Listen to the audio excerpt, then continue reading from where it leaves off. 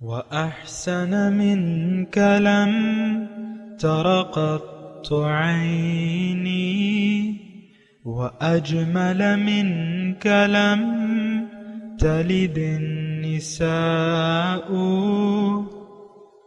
خلقت مبرأ من كل عيب خلقت مبرأ من كل عيب كأنك قد خلقت كما تشاء كتاب أنزلناه إليك مبارك ليدبروا آياته وليتذكر أولو الألباب. یہ کتاب برکت والی ہے جسے ہم نے آپ کی طرف نازل فرمایا ہے تاکہ دانش مند لوگ اس کی آیتوں میں غور و فکر کریں اور نصیحت حاصل کریں. اللہم صلی علی سیدنا محمد وعلی آل سیدنا محمد بعدد کل ذرۃ مئۃ الف الف مرۃ. سامعین و ناظرین کرام، السلام علیکم ورحمۃ اللہ وبرکاتہ. سامعین کرام، سورہ بقرہ آیت نمبر 168 اور 169، درس نمبر 145. آج کا موضوع، کیا ہم شیطان کے نقش قدم پر چل رہے ہیں؟ اس کے ساتھ آج کے سبق کا آغاز کرتے ہیں. سب سے پہلے گزشتہ سبق کا اعادہ ہوگا. اعوذ باللہ من الشیطان الرجیم. پناہ مانگتا ہوں میں اللہ کی شیطان مردود سے. بسم اللہ الرحمن الرحیم. شروع اللہ کے نام سے جو بڑا مہربان نہایت رحم والا ہے. اذ تبرأ الذین اتبعوا من الذین اتبعوا ورأوا العذاب وتقطعت بهم الاسباب. اس دن کفر کے پیشوا اپنے پیرووں سے بیزاری ظاہر کریں گے اور دونوں عذاب الہی دیکھ لیں گے اور ان کے آپس کے تعلقات منقطع ہو جائیں گے. وقال الذين اتبعوا لو أن لنا كرة فنتبرأ منهم كما تبرؤوا منا كذلك يريهم الله أعمالهم حسرات عليهم وما هم بخارجين من النار. یہ حال دیکھ کر پیروی کرنے والے حسرت سے کہیں گے کہ اے کاش ہمیں پھر دنیا میں جانا نصیب ہوتا کہ جس طرح یہ ہم سے بیزار ہو رہے ہیں اسی طرح ہم بھی ان سے بیزار. اس طرح خدا ان کے اعمال حسرت بنا کر دکھائے گا اور وہ دوزخ سے نکل نہیں سکیں گے. سامعین کرام، سورہ بقرہ آیت نمبر 168. لفظی ترجمہ، یا ایہا الناس، اے لوگو، کلو کھاؤ مما فی الارض، جو کچھ زمین میں موجود ہے، حلالاً، شرط یہ ہے کہ وہ حلال ہو، طیب ہو، پاک ہو. ولا تتبعوا خطوات الشیطان، اور شیطان کے نقش قدم پر مت چلو. انہ لکم عدو مبین، بے شک وہ تمہارا دشمن ہے واضح. انما یأمرکم بالسوء والفحشاء، وہ تمہیں برائی اور بے حیائی کا حکم دیتا ہے. وَأَن تَقُولُوا عَلَى اللَّهِ مَا لَا تَعْلَمُونَ، اور یہ کہ تم کہو اللہ پہ وہ بات جو تم نہیں جانتے. سامعین اکرام، مضمون توحید کا ہے، لیکن توحید کیا ہے؟ توحید یہ ہے کہ آپ اللہ کو معبود واحد بنا لیں اور اللہ ہی کے حکم کے مطابق زندگی گزاریں. تو اب آج کا جو سبق ہے سامعین اکرام، اس کی جو کھانا پینا ہے وہ روزمرہ زندگی کے ہمارے معمولات میں سے بڑا اہم حصہ ہے. کھانا پینا، کھانے پینے سے ہی ہماری زندگی کی بقا ہوتی ہے. اور اب سوال یہ ہے کہ کیا کھائیں، کیا پئیں، یعنی وہ کیا اشیاء ہیں جس کے کھانے سے اللہ تعالیٰ جس کے کھانے کی اللہ تعالیٰ اجازت دیتا ہے اور وہ کیا ہے جس سے ہمیں روکتا ہے. تو اس کی وضاحت آ رہی ہے. تو یا ایھا الناس سے یعنی یا ایھا الناس تمام لوگ مخاطب ہیں، اور ان کو کھانے کے بارے میں ایک پالیسی بیان اللہ تعالیٰ فرما رہے ہیں کہ کلو مما فی الارض، جو کچھ بھی ہے یہ میں نے تمہارے لیے زمین میں بنایا ہے اور اس میں سے تم کھاؤ، بشرطے یہ کہ وہ حلال ہو، یعنی وہ جائز ہو. اس کی آگے تفصیل آ رہی ہے، انما حرم علیکم المیتۃ والدم، ابھی اس کی تفصیل ہوگی، لیکن حلال ہو اور پاک ہو، اور شیطان کے نقش قدم پر مت چلو. شیطان کا نقش قدم کیا ہے؟ انہ لکم عدو مبین، بے شک تو وہ تمہارا کھلا دشمن ہے. دیکھیں شیطان کا نقش قدم آپ کو معلوم ہے کہ شیطان کا نقش قدم یہ ہے کہ اس نے اپنی مرضی چلائی. جب حکم سجدہ اللہ تعالیٰ نے دیا تھا تو اس نے اپنی مرضی چلائی. تو شیطان کا نقش قدم یہ ہے کہ انسان اپنی مرضی چلائے، اپنی مرضی کے مطابق زندگی گزارے. تو یہ شیطان کا نقش قدم ہے. یا اگر میں آپ کو ایک جملے میں یہ بات کہوں تو وہ یہ ہوگی کہ ہر وہ شخص جو من چاہی زندگی گزار رہا ہے وہ دراصل شیطان کا پیروکار ہے. آپ کی سمجھ میں آ رہی ہے بات؟ دیکھیں غور سے سنا کریں اور یعنی تدبر کیا کریں. اب یہ کیا مطلب اس کا دیکھیں قرآن کو اس طریقے سے آپ نہ پڑھیں کہ بس اس کا آپ ترجمہ سیکھ لیں اور بس تفسیر اور پھر آگے چلیں.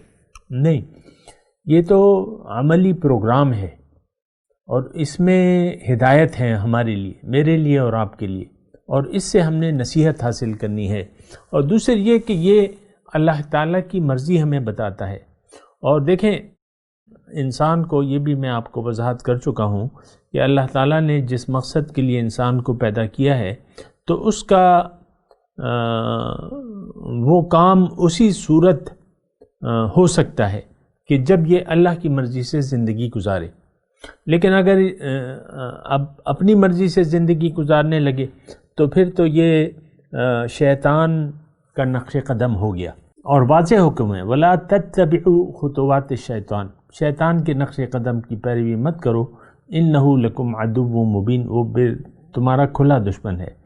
دیکھیں شیطانی قوتیں جو ہیں اس کے بارے میں تو خیر میں بات کر بھی چکا ہوں، پھر بھی آ جائے گی، لیکن یہ دشمن ہے کھلا. دشمن کا وجود انتہائی ضروری ہے. جیسے کہ دیکھیں ہمارے جسم میں دوست جراثیم ہوتے ہیں اور دشمن جراثیم ہوتے ہیں، اور اس کی میں میڈیکل کے سے تو میں واقف نہیں ہوں، لیکن میں یہ کہہ رہا ہوں کہ ہر چیز اپنی ضد سے پہچانی جاتی ہے اور ہر چیز کا ایک تضاد ہوتا ہے. اللہ کے حکم کو یعنی اللہ کی رضا کو ہم کیسے پہچانیں گے کہ شیطان ہمیں ایک بات اچھی کر کے دکھائے اور وہ اچھی نہ ہو. اور شیطان ہمارا دشمن ہے، اور دشمن کی دشمنی بہتر ہوتی ہے. ہو سکتا ہے یہ بات آپ کو عجیب لگے، لیکن بات حقیقت میں یہی ہے کہ دشمن کی دشمنی کی وجہ سے ہم جنت میں جائیں گے، یا دشمن کی دشمنی کی وجہ سے ہم دوزخ میں جائیں گے. یہ ایک بات نوٹ کر لیں، شیطان ہمارا دشمن ہے، اس کی بات مان لیں تو دوزخ میں چلے جائیں گے، اس کی بات نہ مانیں تو جنت میں چلے جائیں گے. تو یہ مخالف ہوائیں جو ہیں یہ تو ضروری ہوتی ہیں سامنے کرام. دیکھیں یہ ایک بات میں آپ کو کہوں کہ سائنس یعنی جو ہمارا سائنسی اصول ہے وہ یہ ہے کہ رکاوٹوں کے ذریعے انسان آگے بڑھتا ہے. اب مثال کے طور پہ ایک بچہ ہے اور 15 سال وہ تعلیم میں گزار دیتا ہے، تو 15 رکاوٹیں اس کی راستے میں حائل ہوتی ہیں. ان رکاوٹوں کو عبور یعنی امتحان میں کہہ رہا ہوں، 15 امتحانات، 15 جماعت وہ پاس کرے گا تو 15 امتحانات کا اس کو سامنا کرنا پڑے گا. امتحان کے بغیر ترقی کا تو کوئی تصور نہیں ہو سکتا. آپ مجھے بتائیں، چلیں میں خاموش ہو جاتا ہوں. کسی امتحان کے بغیر کوئی ترقی کا تو کوئی تصور ہے نہیں. آپ دیکھ لیں اپنے بچے کو، آپ خود اپنے آپ کو دیکھ لیں، اگر آپ طالب علم ہیں تو ہر سال آپ کو ایک امتحان سے گزرنا پڑتا ہے۔ اب یہ امتحان ظاہر ہے کہ اگر آپ نے تیاری کی امتحان کی تو آپ پاس ہو جائیں گے، تیاری نہیں کی تو آپ فیل ہو جائیں گے۔ تو شیطان کا جو رول ہے وہ اپنی جگہ اہم ہے، یہ ایک امتحان ہے۔ دنیا بذات خود ایک امتحان ہے، یہ نفس امارہ ہمارا خود بذات خود ایک امتحان ہے۔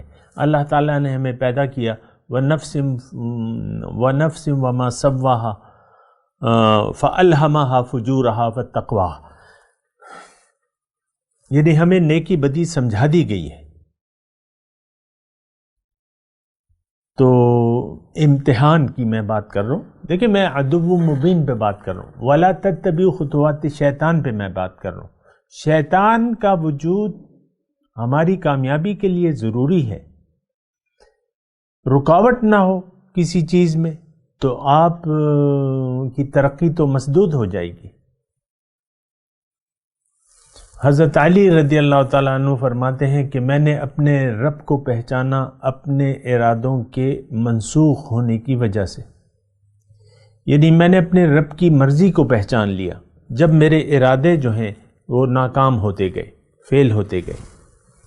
عرفت ربی بفسخ العزائم۔ تو بہرحال شیطان کو آپ ایسا نہ سمجھیں کہ یہ ایک زحمت ہے، شیطان آپ کی مدد کرتا ہے۔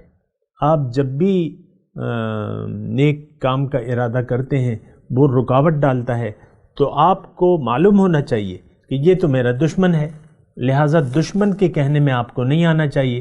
تو اگر آپ نہ آئے تو آپ آگے بڑھ جائیں گے، یہ مرحلہ پاس کر کے آگے بڑھ جائیں گے، اور آئے دن جو ہے آپ آگے بڑھتے رہیں گے۔ روزانہ نفسانی اور شیطانی وسوسات اور نفسانی تقاضے جو ہیں یہ آپ کے سامنے آتے ہیں، اور پھر آپ اللہ تعالیٰ کے وجود کا احساس کر کے ان تقاضوں کو، جو برے تقاضے ہیں، اس کو آپ نظر انداز کر دیتے ہیں، یا نفسانی جو وسوسے، وہ شیطانی جو وسوسے ہیں اس کو بھی آپ نظر انداز کر دیتے ہیں، تو آپ کا ہر آنے والا دن پچھلے دن سے بہتر ہوتا ہے۔ حضور صلی اللہ علیہ وسلم فرماتے ہیں کہ جس کا آج اس کے کل سے بہتر نہ ہو وہ نقصان میں ہے۔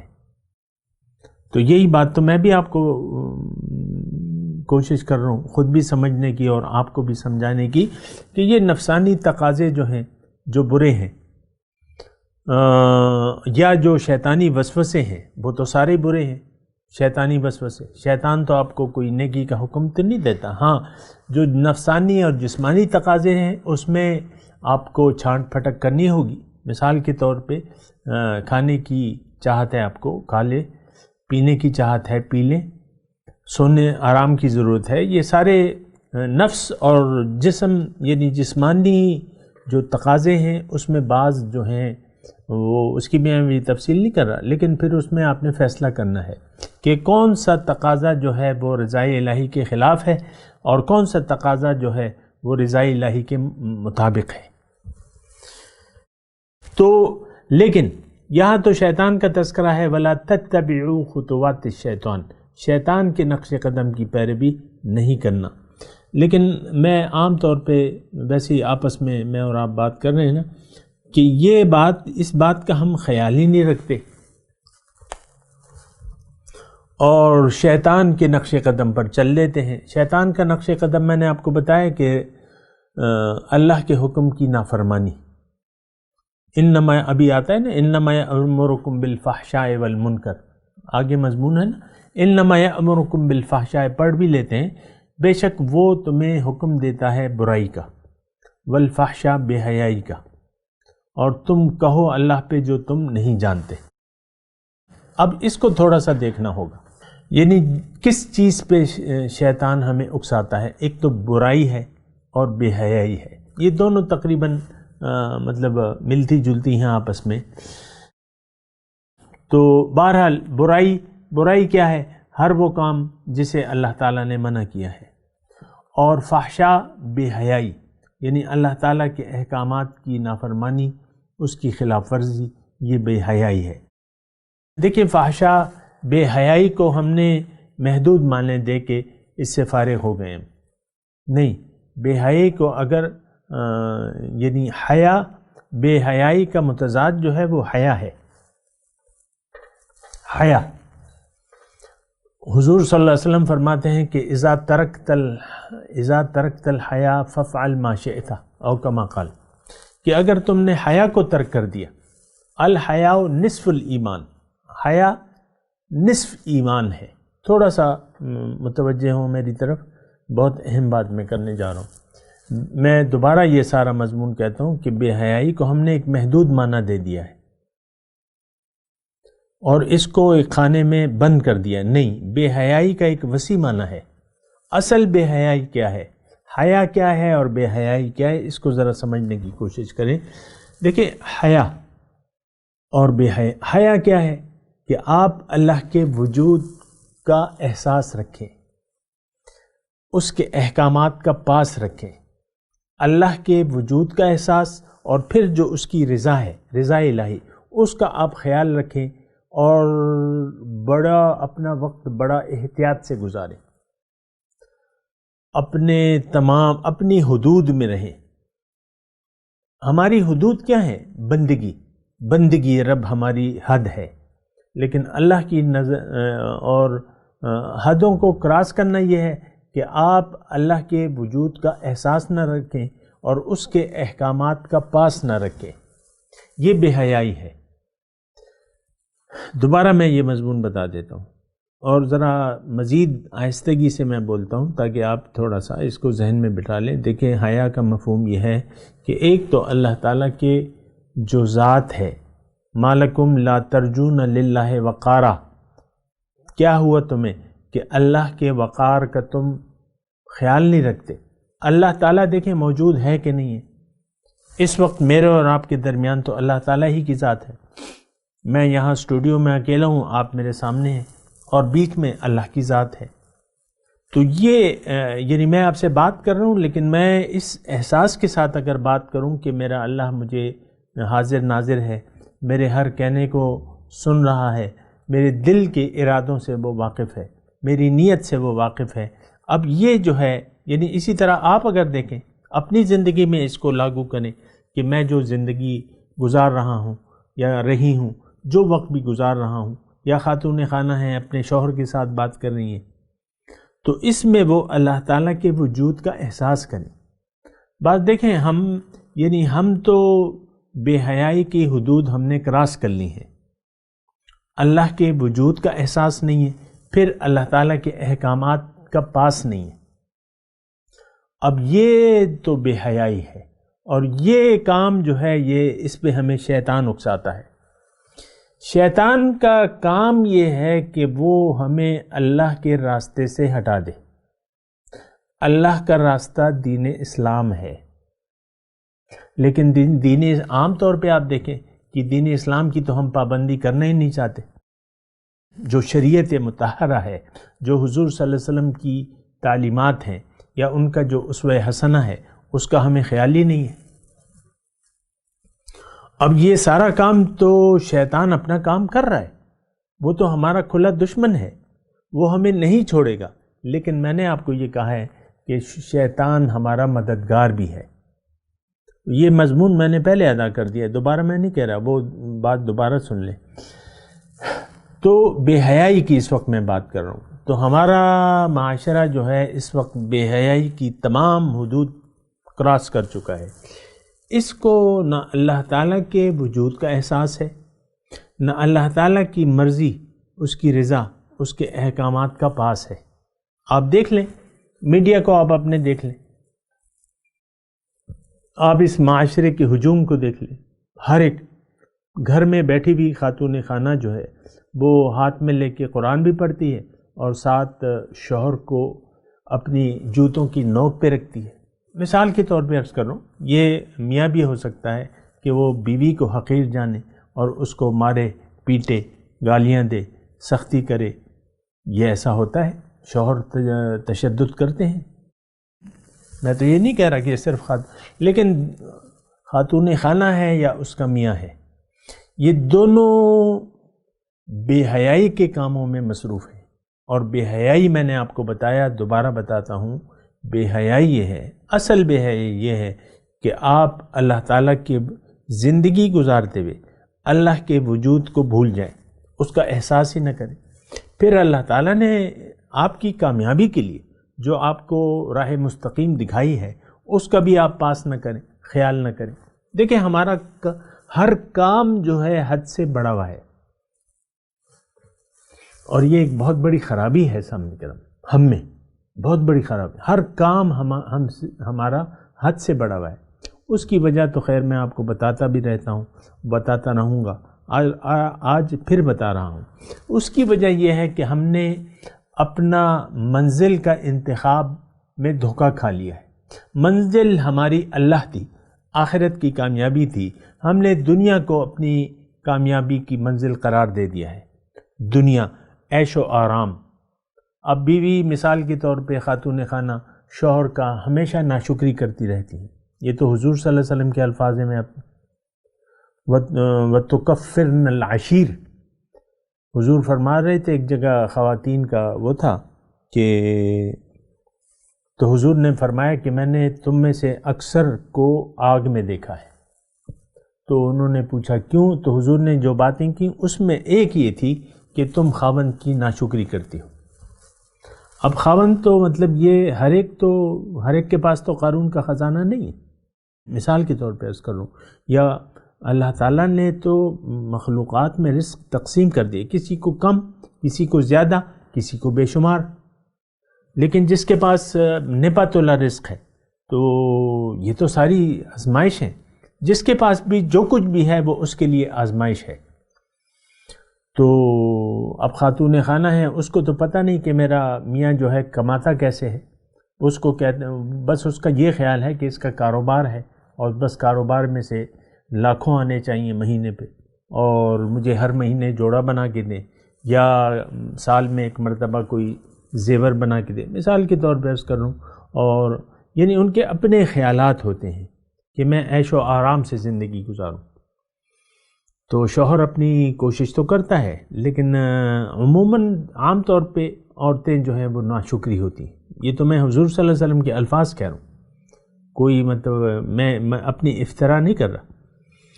تو وَتُكَفِّرْنَ الْعَشِيرَ، تم اپنے خاوندوں کی ناشکری کرتی ہو. ساری زندگی شوہر خیال رکھتا ہے، کسی بھی موقع پہ وہ کہتی ہے کہ تم نے میرے لیے کیا ہی کیا ہے، تم نے مجھے کوئی خوشی دی ہے آج تک. 40 سال گزار دیے شوہر نے، مثال کے طور پہ عرض کر رہا ہوں. تو یہ تمام آپ دیکھ لیں، یعنی ایسے ناشکری کے جذبات پائے جاتے ہیں. اور یہ صرف خاتون خانہ کے نہیں ہیں، یہ ہم تمام انسان، مرد ہو یا عورت، اس قسم کی ناشکری میں مصروف ہیں. اور فحشاء کی میں بات کروں، بے حیائی، انما یأمرکم بالسوء والفحشاء. اب یہ دیکھیں جو کام کا وہ حکم دیتا ہے ہم اسے مان رہے ہیں. وَأَن تَقُولُوا عَلَى اللَّهِ مَا لَا تَعْلَمُونَ، اور تم اللہ پہ وہ کہو جو تم نہیں جانتے. اب اس سے کیا مراد ہے؟ اللہ تعالیٰ یعنی ہم عملی طور پہ دیکھیں، اللہ تعالیٰ مضمون وہاں سے شروع ہے کہ وَإِلَٰهُكُمْ إِلَٰهٌ واحد، معبود تمہارا ایک ہے، لا الہ الا ہو، اس کے سوا کوئی نہیں ہے. اب ہم اللہ پہ ایسی بات کہہ رہے ہیں عملی طور پہ کہ وہ اس کا تو کوئی وجود نہیں ہے. عملی طور حقیقت کیا ہے؟ لا الہ الا اللہ. ابھی ہم نے پڑھا ہے نا، وہی اسی تناظر میں یہ سارے مضامین آ رہے ہیں. وَإِلَٰهُكُمْ إِلَٰهٌ وَاحِدٌ لَا الہ الا ہو. اب حقیقت تو یہ ہے کہ اللہ کے سوا کوئی معبود نہیں، نہ مقصود ہے، نہ معبود ہے، نہ محبوب ہے، نہ مطلوب ہے. عملی طور پہ کہہ رہے ہیں کہ ہم لوگ زبان حال سے یہ کہہ رہے ہیں کہ نہیں، اللہ ہمارا نہ محبوب ہے، نہ مقصود ہے، نہ معبود ہے، اور نہ ہمیں مطلوب ہے. وہ عملی زبان حال سے ہم یہ کہہ رہے ہیں.